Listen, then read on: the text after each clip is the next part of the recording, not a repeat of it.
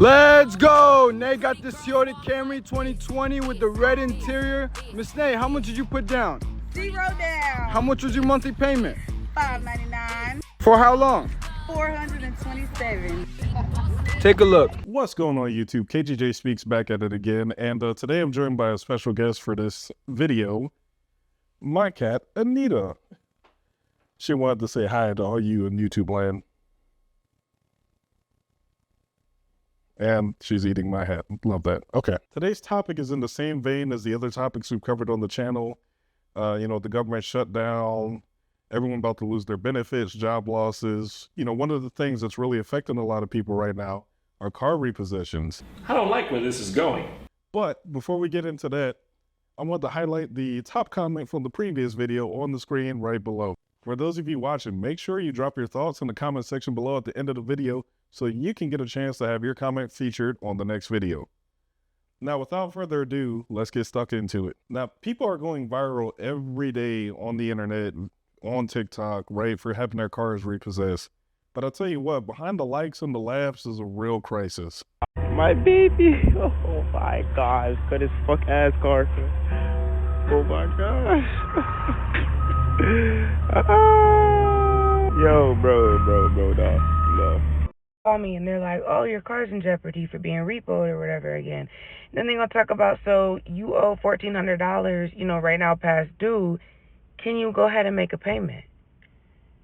Yep, let me just pull out my card. Let me just whip out my card for you and give you that $1,400 right here. Call me and they're like, oh, your car's in jeopardy for being repoed or whatever again. Then they're going to talk about, so you owe $1,400, right now past due. Can you go ahead and make a payment? Yep, let me just pull out my card. Let me just whip out my card for you and give you that $1,400 right here. A lot of folks are one missed payment away from missing everything. Let's look at what's really happening to people right now. Dollars pour into the Trump administration. A nearly record high number of cars are being repossessed as more and more Americans continue falling behind on their auto loan payments. This year, more than 7.5 million cars have already been assigned for repossession. That number, though, is expected to hit nearly 11 million by the end of the year. That's according to data from the Recovery Database Network. Tariffs have played a part in increasing some sticker prices, with automakers saying they tried to hold off on raising prices when the tariffs first kicked in, but now many companies say they just can't afford to do that anymore. So joining me now, automotive expert and co-founder of Car Edge, Ray Shefska. Ray, thank you so much for giving us some of your time today. We're hearing a lot of warnings about the auto finance industry as a whole being at a breaking point. Do you agree?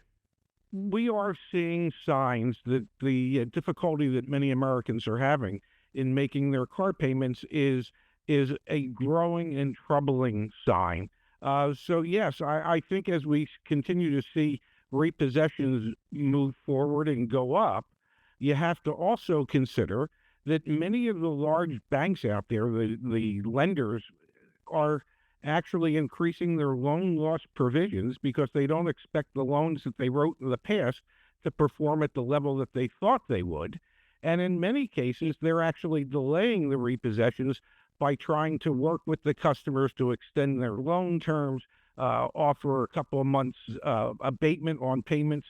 So the repossession issue is a real concern at the moment. All it takes is one missed payment and the repo man might be knocking at your door. And this isn't just a one-off situation. You'll see videos like this all over the place because the problem is literally everywhere. In 2024, I financed a 2021 Jeep Grand Cherokee. My APR was 25%. The truck costed about $35,000, and my car note was $950. But when I initially got ready to finance, it was $1,025 or $1,050. But he told me he was able to give me a deal, and he dropped it down to $950. But he also said I can come back in 3 months, and if I pay my car note on time, which was the $950, for 3 or 4 months, I can come back and refinance. Now, me personally, I never heard of anything like that, but I went on and took his word because I needed a vehicle. Now, when I first walked in the dealership, I wasn't trying to buy a vehicle. I just wanted to, drive one around and just get the feel of a new vehicle. But I ended up leaving a lot with one. At the time, I had just paid off my credit card, and my credit score was about a 6 something. So it still was low, so I should have waited. So that was on me. I'm going to take that L. When I say I love the vehicle, it was like a 28th edition or something like that. I kept it for about a month. In the second week, I was like, I can't afford this. Like, I had to pay $400 to even get my insurance on a vehicle, and then that was like, it was going to be $256 a month. So for my car note and my insurance, that would have been $1,200 a month. I really should have followed my first thought and went to the lady I was going to go to before, but I was too impatient. I just needed a vehicle. So I still ended up getting another vehicle that same within like a month. And this the vehicle I got now. So my APR is 16%. My car note is $699.39 a month. And when I got it, it was like 26 or 28,000, but I added Gap and all that other stuff, so it ended up being like $31,000. And I know the APR was still high. I get it. I know that. I'm gonna try to pay it off as early as I can, and I'm gonna try to make 2 payments a month and then pay like an extra $100 or whatever on it. And yeah, when I say I really want to pay this truck off now, because this is my 10th vehicle. This is not the 10th vehicle I'd had in my name. This is probably the 4th vehicle I had in my name, because that other truck that I just let get repo was in my name. So I done had bad experiences with vehicles, and I paid one off and I bought maybe 2 cash cars. But yeah, y'all, make sure y'all credit straight.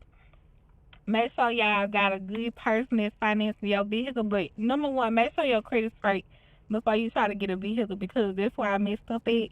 I was impatient. I need a vehicle. I just took my L and I said I'm going to pay it. So hopefully I can pay this off within the next 3 years.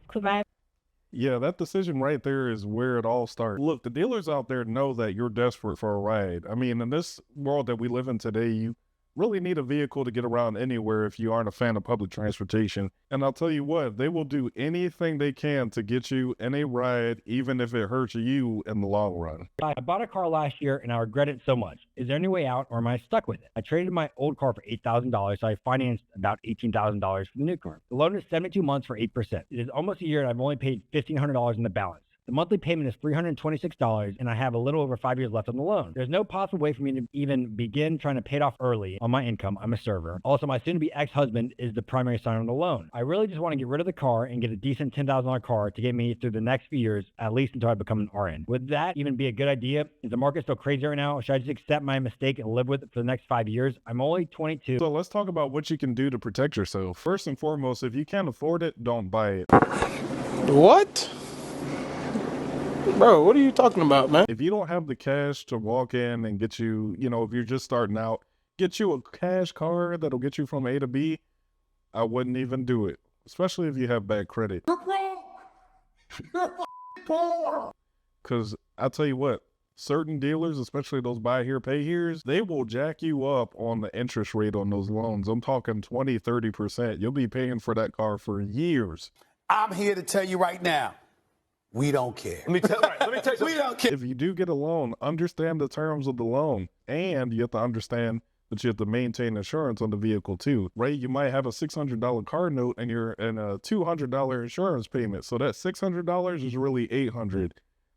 And God forbid you have some unexpected maintenance that comes up. Well, now that blows your whole budget. Make sure you're paying on time and communicating to the lender if you are going to have some hardship. 9 times out of 10, they're going to work with you, especially if it's like a bank. They typically don't want to repossess the car because it's more work for them, and it costs them money to repossess it. Additionally, maybe a little later on into the life of the loan, you might want to consider refinancing so you can get a lower interest rate and possibly pay off the vehicle a little bit faster. I wish this was something that was taught in school, like, some sort of practical life lesson.